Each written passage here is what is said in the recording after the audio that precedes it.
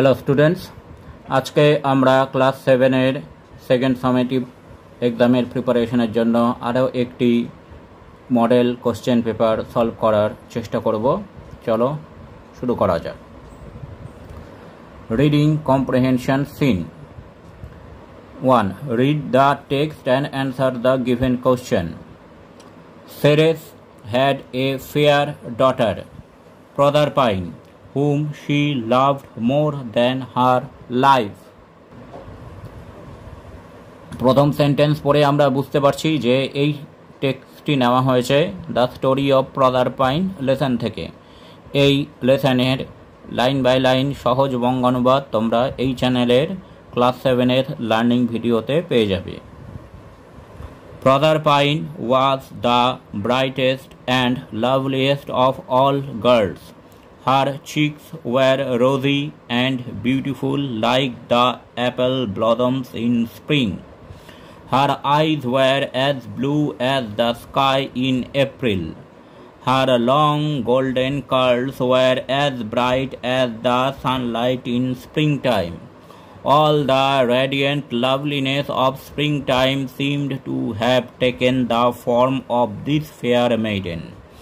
Everybody said she is the spring. A. Answer the following question. Who was Proserpine? Proserpine কে ছিল?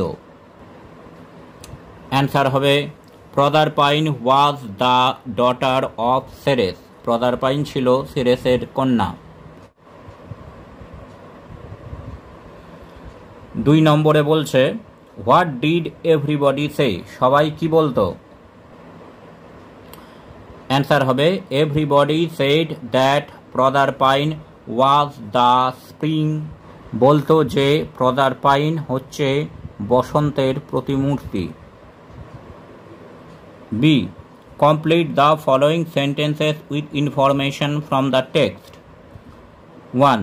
Proserpine had long. Proserpine ছিল লম্বা।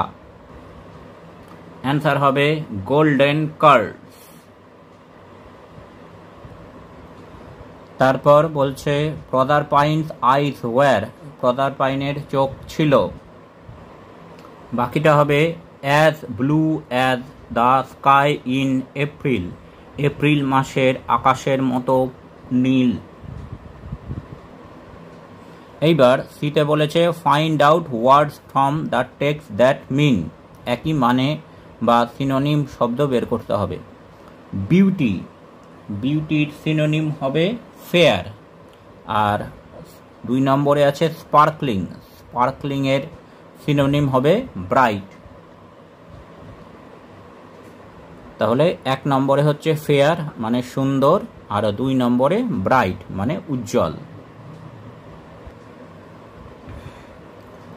2 নম্বরে বলেছে read the extract of the poem and answer the given question. Give to me the life I love, let the lave go by me, give the jolly heaven above and the byway nigh me. এই টেক্সটটি নেওয়া হয়েছে the vagabond কবিতা থেকে। এই কবিতারও সহজ বঙ্গানুবাদ তোমরা learning ভিডিওতে পেয়ে যাবে। A. Find out the opposite words from the poem. Opposite word খুঁজে বের করতে হবে। টেক, টেক মানে নেওয়া, এর অপোজিট হবে গিভ দেওয়া। ফার, ফার মানে দূরে, এর অপোজিট হবে কাছে নাই। হেট, হেট মানে ঘৃণা, এর অপোজিট হবে লাভ ভালোবাসা। তাহলে 1 নম্বরে অ্যান্সার হবে গিভ, 2 নম্বরে হবে নাই, 3 নম্বরে হবে লাভ। এইবার বলেছে অ্যান্সার দ্য ফলোয়িং কোশ্চেন। নিচের প্রশ্নগুলো উত্তর লিখতে হবে। What is the name of the poem? কবিতাটির নাম কি? উত্তর হবে the name of the poem is the Vagabond. কবিতাটির নাম হচ্ছে দ্য ভ্যাগাবন্ড। তারপরে প্রশ্ন হচ্ছে হু ইজ দ্য পোয়েট?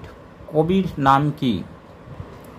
উত্তর হবে the poet is Robert Louis Stevenson. কবির নাম হচ্ছে রবার্ট লুইস স্টিভেনসন। এরপরে reading comprehension unseen 3. Volcano is a peculiar natural phenomenon. আগ্নেয়গিরি হচ্ছে অদ্ভুত প্রাকৃতিক সৃষ্টি। It looks like a cone-shaped mountain. এটি দেখতে শঙ্কু আকৃতির পর্বতের মতো। But the top of the volcano is rather flat and hollow. কিন্তু এর উপরিতলটি হলো সমান এবং ফাঁকা। The mouth of the volcano is called a crater. ভলক্যানোর বা আগ্নেয়গিরির মুখকে বলা হয় ক্রেটার বা লাভামুখ। A. Answer the following question. What does a volcano look like? ভলক্যানোকে বা আগ্নেয়গিরিকে দেখতে কেমন? Volcano looks like a cone-shaped mountain. 2 নম্বরে প্রশ্ন, What is crater? The mouth of the volcano is called crater. আগ্নেয়গিরির মুখকে ক্রেটার বলা হয়। Make sentences with the following words. Natural আর ফ্ল্যাট এই দুটো দিয়ে দুটো বাক্য বা সেন্টেন্স লিখতে হবে।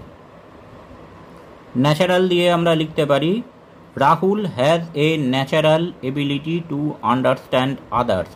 রাহুলের একটা প্রাকৃতিক সক্ষমতা আছে অন্যদেরকে বুঝতে পারার। আর ফ্ল্যাট দিয়ে আমরা লিখতে পারি, the road was flat and smooth. রাস্তাটি ছিল সমান এবং মসৃণ। এইবার গ্রামার ও ভোকাবুলারির অংশটা আমরা এখান থেকে দেখে নেব। Fill in the blanks with proper form of verbs. I study in the school for 3 years। 3 বছর ধরে পড়ছি, তাহলে এটি প্রেজেন্ট পারফেক্ট কন্টিনিউয়াস টেন্স হবে। I have been studying. My teachers dash be verb very kind to me. My teachers are very kind to me and dash provide me with help and guide. এখানে প্রোভাইডই হবে। তারপরে বিতে বলেছে change to positive degree. Positive ডিগ্রিতে change করতে হবে। Kashmir is cooler than Kolkata in winter. Kashmir কলকাতার থেকে ঠান্ডা শীতকালের সময়। এটি কম্প্যারেটিভ ডিগ্রিতে দেওয়া আছে, এটি পজিটিভে চেঞ্জ করতে হবে। Kolkata is not as cool as Kashmir in winter. Kolkata কাশ্মীরের মতো ঠান্ডা নয় শীতকালের সময়। Find a word from the passage in question 3 which মিন।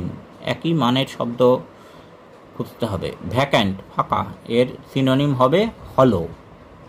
এইবার রাইটিংয়ে বলেছে write a short biography of Acharya Prafulla Chandra Ray using the following points.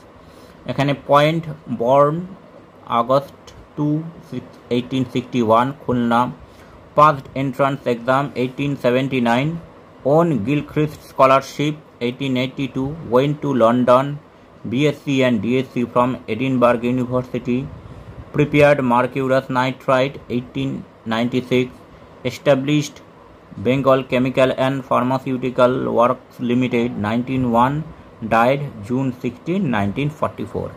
এই কটা পয়েন্টের ওপর বেস করে আমাদের এই প্যারাগ্রাফটা লিখতে হবে। আমরা এভাবে লিখতে পারি, আচার্য প্রফুল্লচন্দ্র রয়।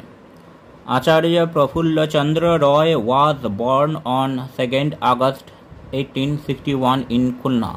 আচার্য প্রফুল্ল চন্দ্র রায় জন্মগ্রহণ করেন 2রা আগস্ট 1861 সালের খুলনা জেলায়।